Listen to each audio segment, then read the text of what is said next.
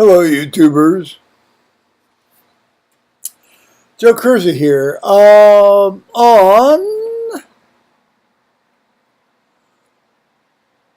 Bastille Day, July 14th, 1552 Eastern Time, U.S. Da da da da da da da da da. And if you ever listen to the words of the Marseillaise, it's a real bloody bastard. So I mean, it makes our national anthem look like walking the daffodil fields. I wish we had something as bloody and awful as that thing that the French have, because we got. I've said this repeatedly. I think we have a shitty national anthem. First of all, it's hard to sing, and it talks about.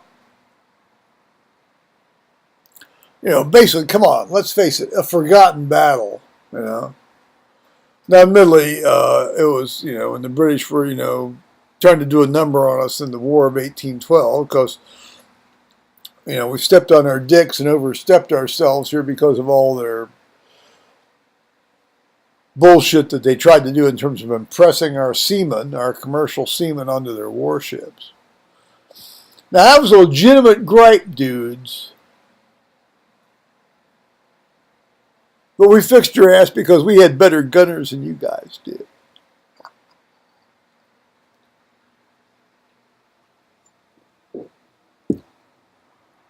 Maybe not giving our guys rum also helped a little bit. And maybe our ship design helped them. Well, we know our ship design helped because the Constitution and the rest of those other 4 frigates, they were far. I mean, they took on your 74 gun dudes and they did a number on y'all. Ha! Unfortunately, we had to send you over our... Well, I have no problem with President Trump as a president. I have a problem with his behaviors. Come on. Was he never house trained? I mean, come on. I mean, really, house trained the boy, elbowing the queen out of the way, all that shit. Come on. It's not a photo op. It's the queen. Come on. It's Her Majesty. Come on.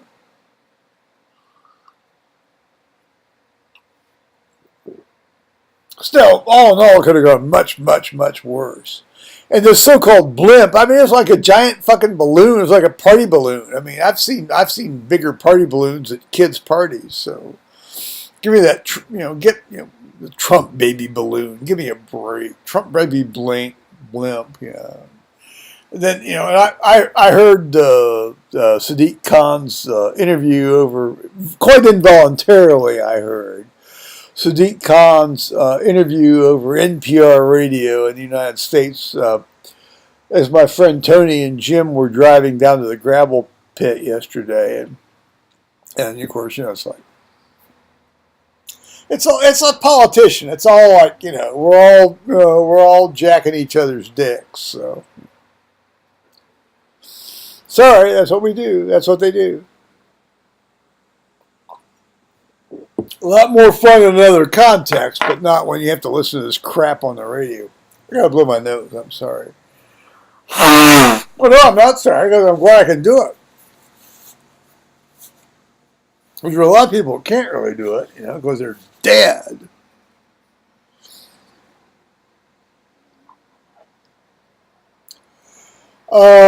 Today I was thinking about, I was watching various YouTube videos as I do. I try to catch up.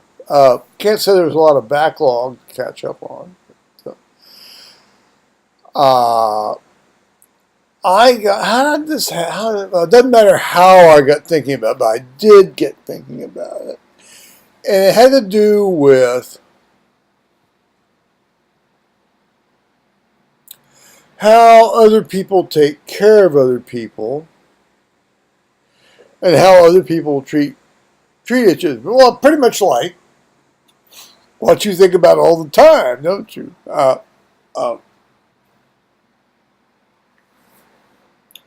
We had a very, very good surgeon, and I want to emphasize, very, very good surgeon. at Grant Hospital, and he was a French Canadian. I'm not going to tell you his name, but anybody that knows the situation down there knows his name. He never bothered to get naturalized. He never bothered to take out U.S. citizenship. In fact, what he would do, well, I think a lot of that was he wanted his sons to have dual citizenship, both Canadian and U.S. citizenship. That's fine. What he would do is when the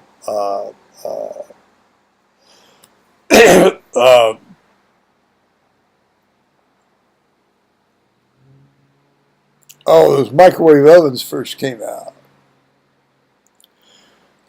is he would run up to Detroit and cross over at Windsor, and he would take a carload full of these.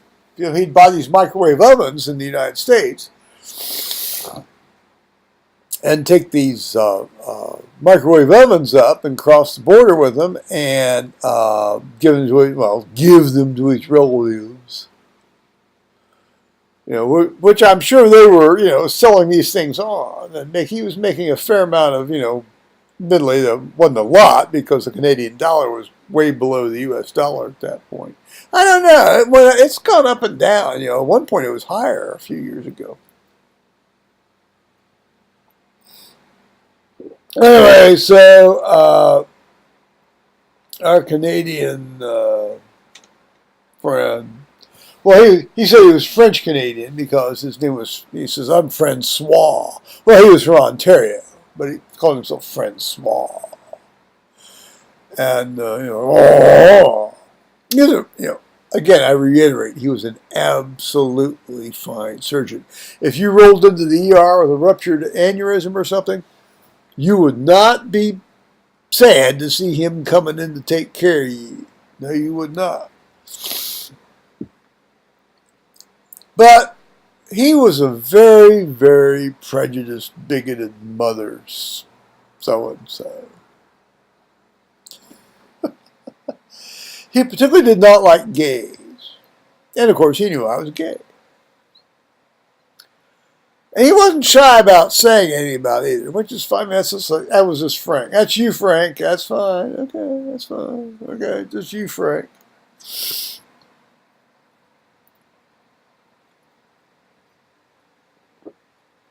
And he always requested me for his anesthesia, though, if he could get hold of me to do his anesthesia.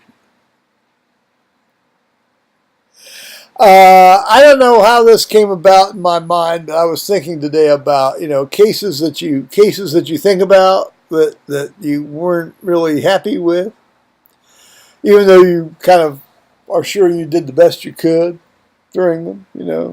All physicians do this, I'm sure. I know surgeons do it. I know anesthesiologists do it. I know I do it. I'm doing it right now. I've mentioned this before a bit. There have only been 2 people out of about 20-some thousand I've not been able to really easily intubate. The one I'm talking about, I probably could have ultimately intubated, but there was really no point because it was a surface case. It was a breast thing, mastectomy. So I could do that under mask. And it was a standard anatomy. It wasn't like one of these big things,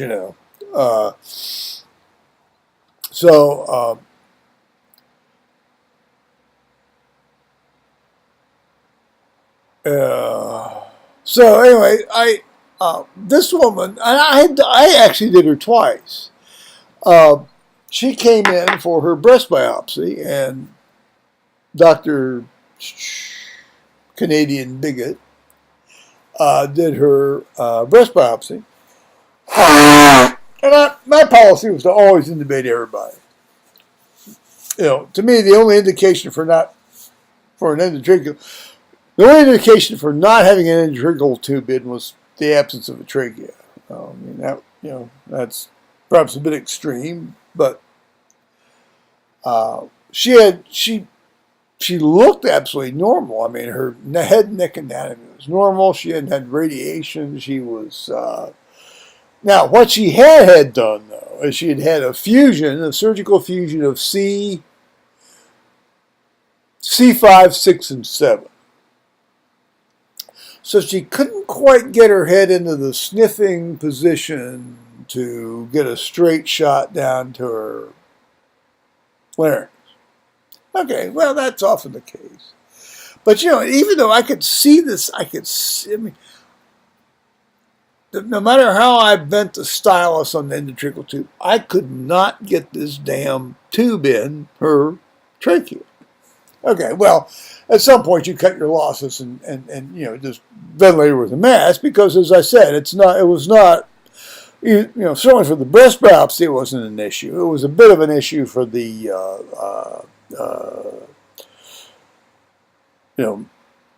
subsequent mastectomy, but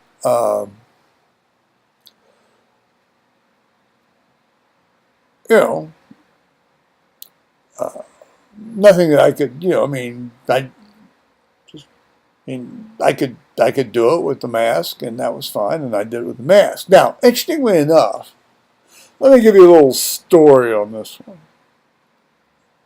History, more accurately. How do you put a woman like that? I said, well, I didn't know when I first encountered her. I didn't know how she responded to drugs. So you do this sort of like a moderately standard induction.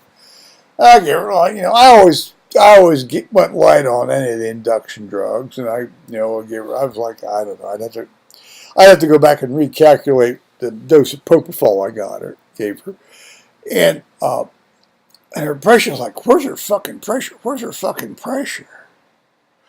So it's like oxygen, oxygen, oxygen, oxygen, oxygen, and then of course it comes back up. And it wasn't like she lost her color. It wasn't like she turned gray. It wasn't like I'd killed her. Okay, so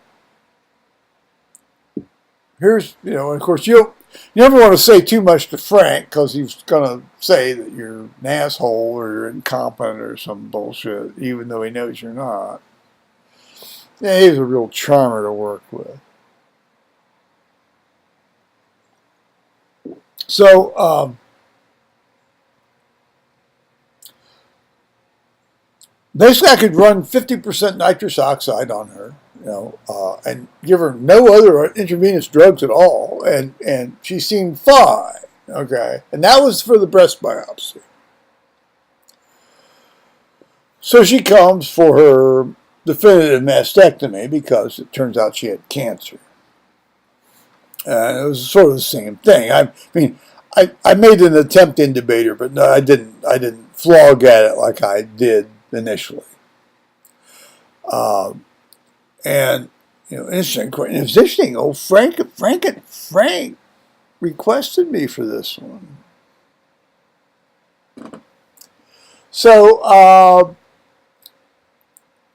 it was the same thing. It was like 50%. If I turned on anything more than 50% nitrous oxide after I got the initial little like trivial induction dose of propofol, her pressure went. And I never was able to find out afterwards whether there was like a structural cardiac problem for that or not. I don't think there was. I think she was just one of those oddball outlier people that, you do anything to them, they're going to just... So,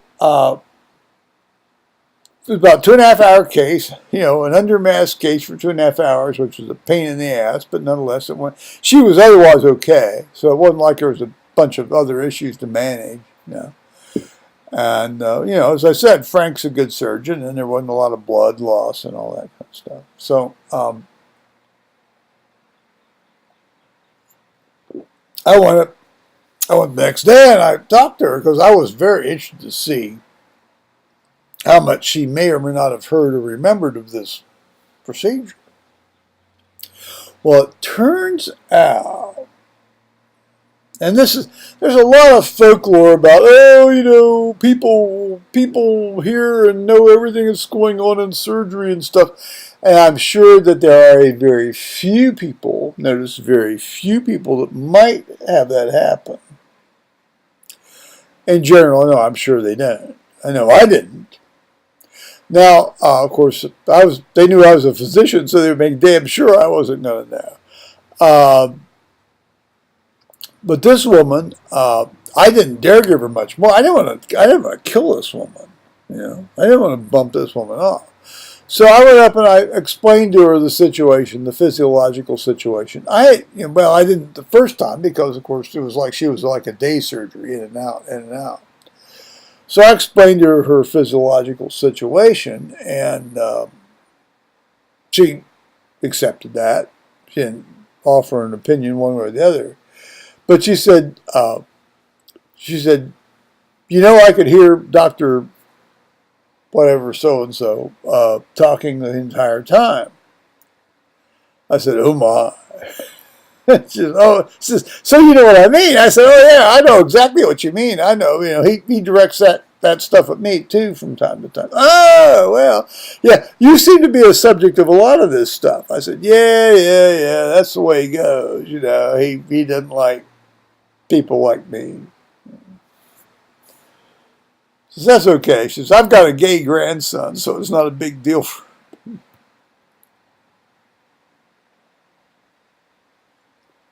He says, boy, somebody needs to, sit down on him. I said, that's just not going to happen. Trust me.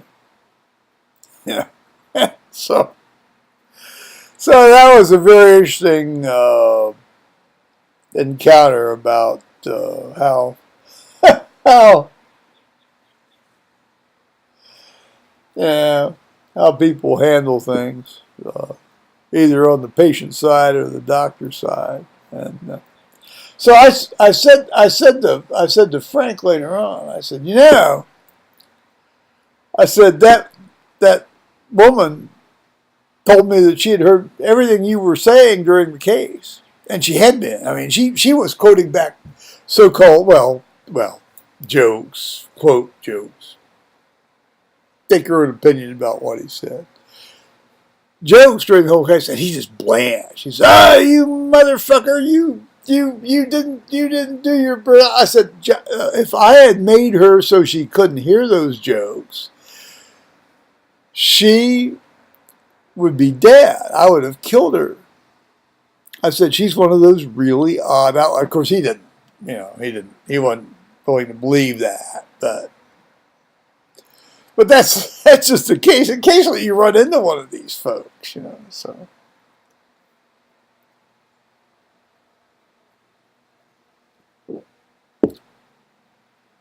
She wasn't mad at him at all. She understood. Apparently, she may have encountered this problem before somewhere along or other. So. Interestingly, she didn't say anything about it during the breast biopsy phase a few weeks before. So. Who knows?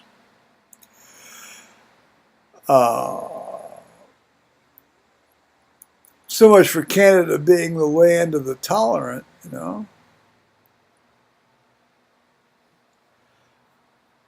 Good grief. Oh, no, that's okay. I thought that was like over an hour. I want to say bye-bye YouTubers now, in a sense, because, I miss my Australian man, obviously. Hi, Sam.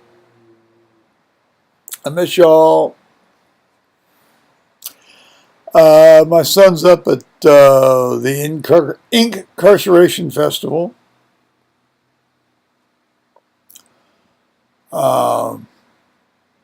Is he belching? See he belching again? My friend from Seattle and his man Jim are on the way down to the gravel pit in Tucson.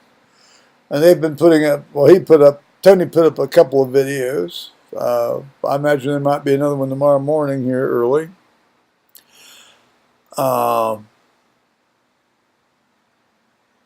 friend Tony in England said that he's going to be tied up here tomorrow afternoon, so we might not be able to Skype, and that's fine. Good for him.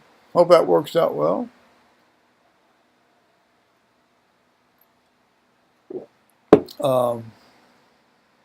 Yeah, pretty much it. As you can tell, I wasn't troubled to put up the tripod on the back deck and talk to you all night. But anyway, this does about as good as any. So I'll say bye-bye, YouTube.